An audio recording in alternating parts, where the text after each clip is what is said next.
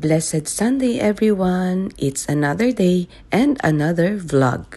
Welcome to another cold day here in Canada, especially here in Alberta. So nag-chill na nga lang muna kami kahit Sunday ngayon, so mamayang hapon na lang kami magsisimba ni Daddy. We started the day off by preparing a delicious Filipino breakfast. Sinangag, tinapa, tosino at yung menudo nilagyan ko ng egg. Alam nyo, ganyan ako. Lahat ng tirang ulam nilalagyan ko ng egg. So lahat sa akin pwedeng gawing omelette. At habang piniprepare ko naman yung lunch, yung buong family nasa living room at nanonood ng vlogs ng aking dalaga. Subscribe kayo sa channel niya, ha? Gusto ko na rin kayong personally pasalamatan sa inyong overwhelming support.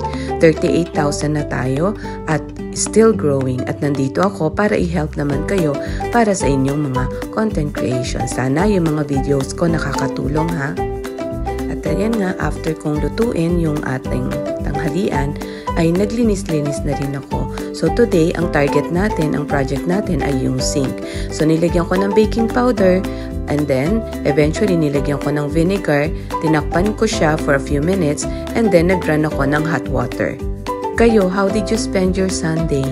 At ayun nga, I ended the day with a shower, and then nag-film, and then tinulungan ko na yung aking anak sa kanyang homework.